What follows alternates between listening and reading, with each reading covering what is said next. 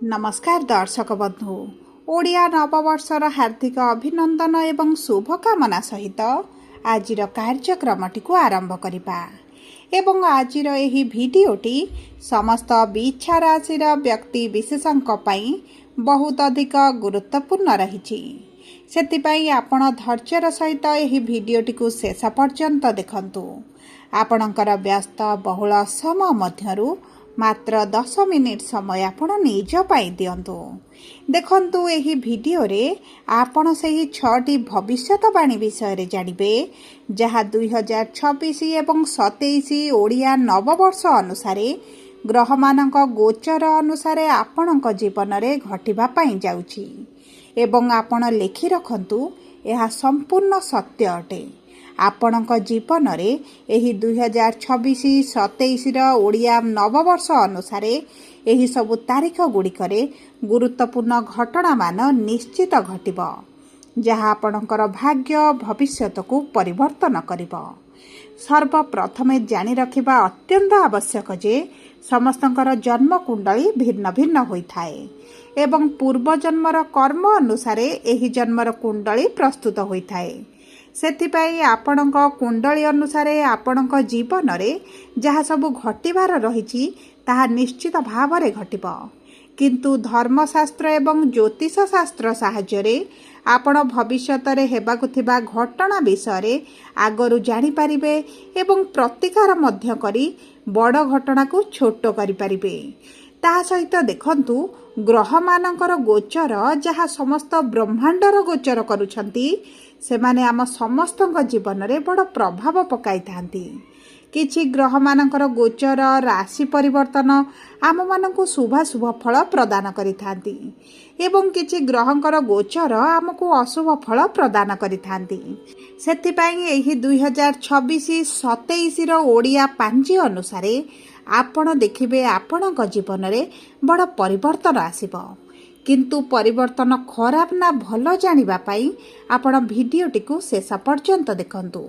शेष पर्यंत देखिले आपण निश्चित भाव रे जानि पारिबे कोन रहिछि सेही 6टी भविष्यवाणी जहा एई ओडिया नववर्ष अनुसार एही वर्षक मध्यरे आपणक जीवन रे निश्चित घटिबो।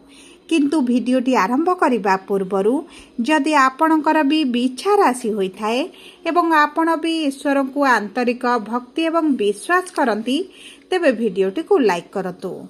कमेंट बॉक्स रे जय जगन्नाथ जय मां लक्ष्मी अवश्य लिखि दियंतु।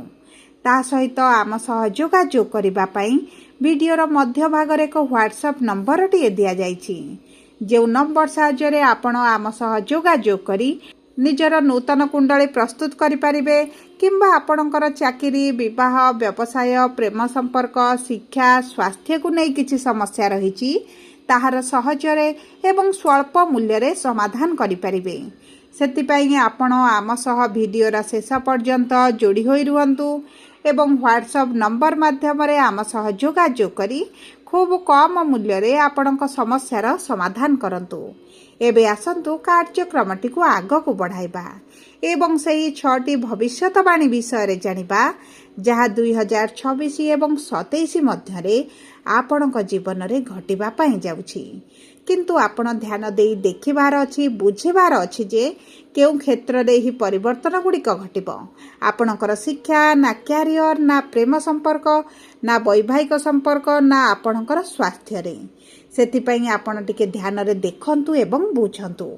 एबे आसंतु जानिबा बिच्छा राशि रे व्यक्ति विशेषंकर जीवन रे की प्रकार प्रभाव पड़िबो एवं ता सहित जानिबा आपणकर राशिटी जहा भी हेउना काहेकि जदि आपणकर बिच्छा लग्न होइथाए तेबे मध्य आपणक जीवन रे एहार प्रभाव निश्चित भाव रे पड़िबो।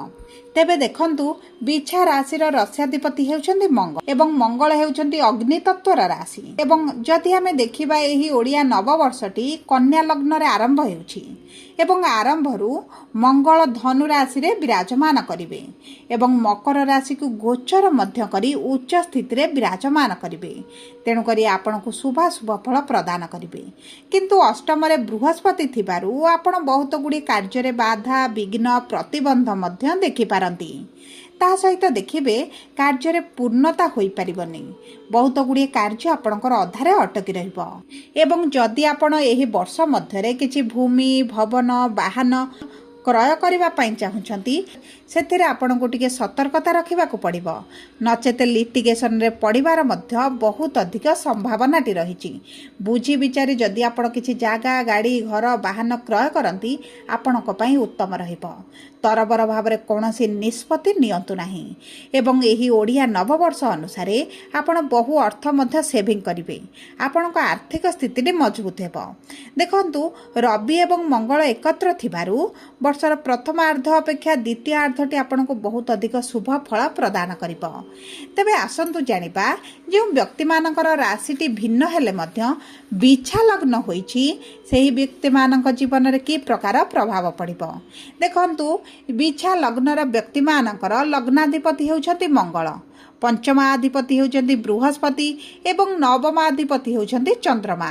तेणुकरी समस्त बिछा लग्नर जन्मित व्यक्ति माने एही 2026-27 ओडिया नववर्षर प्रथमार्धरे माने जून मास 2 तारिख पूर्वरु आपण को टिके जगिबाको पड़िबो।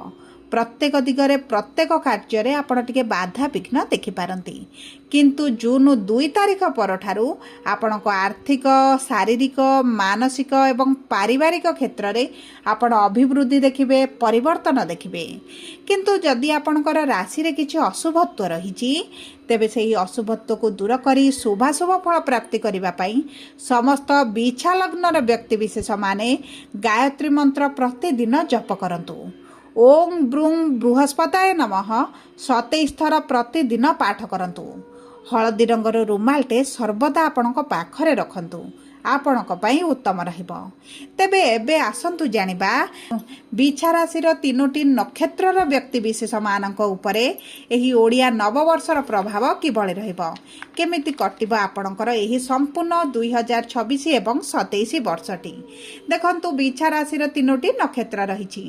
विशाखा बिछा बा 16/8, अनुराधा बिछा 17/8 एवं ज्येष्ठा बिछा 18/8 बिछा राशि।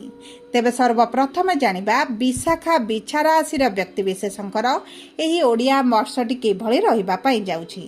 देखंतु एही व्यक्ति माने गुरु अंशरे बा गुरु महादशारे जन्मित होइछंती एवं एही 2026 रो ओडिया पांजी अनुसार ओडिया नववर्ष आरंभरू मे एवं जून मास पर्यंत आपण निश्चित भाव में बहुत अधिक शुभ फल प्राप्ति करेंगे। आपण आर्थिक स्थिति आपण उन्नति देखिए, मानसिक स्तर में शांति अनुभव करेंगे। आपण मानसिक स्थिति में आपण भल परिस्थिति देखिए।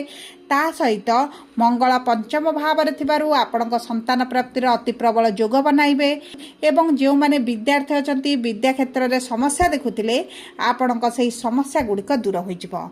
उच्च शिक्षा करने पर आपण को बहुत गुड़े सुजोग मध्य प्राप्त हेबो।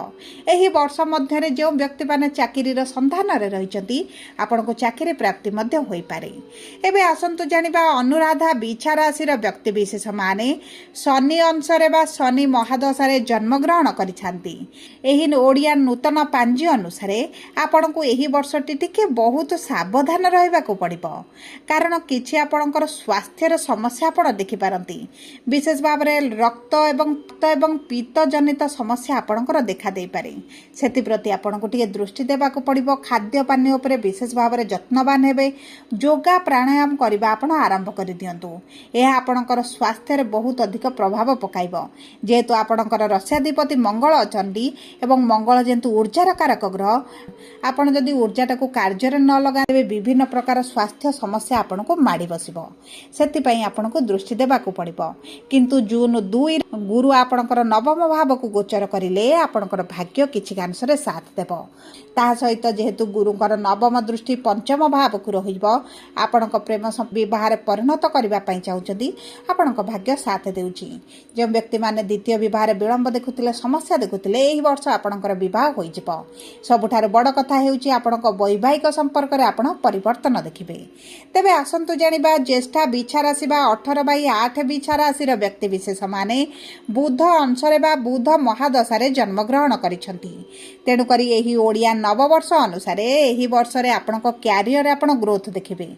ଯଦି ଆପଣଙ୍କ କ୍ୟାରିୟର ସମ୍ବନ୍ଧିତ କିଛି ବଡ଼ ନିଷ୍ପତ୍ତି ନେବାକୁ ଚାହୁଁଛନ୍ତି ତେବେ ଆପଣଙ୍କ ପାଇଁ ଅତି ଉତ୍ତମ ରହିବ। ଚାକିରି ପାଇବାର ଆପଣଙ୍କର 100% ସମ୍ଭାବନାଟି ରହିଛି। ଯଦି ବି ଆପଣ ସରକାରୀ ଚାକିରି ପାଇଁ ଚେଷ୍ଟା କରନ୍ତି ଆପଣଙ୍କ ପାଇଁ ବହୁତ ଅଧିକ ଶୁଭଦାୟକ ରହିବ। ଆପଣଙ୍କ ଏହି ସମୟ ମଧ୍ୟରେ ପିତାମାତାଙ୍କୁ ଗୌରବାନ୍ୱିତ ଅନୁଭବ କରାଇବେ, ପିତାମାତାଙ୍କର ଚିନ୍ତା ଦୂର କରାଇବେ।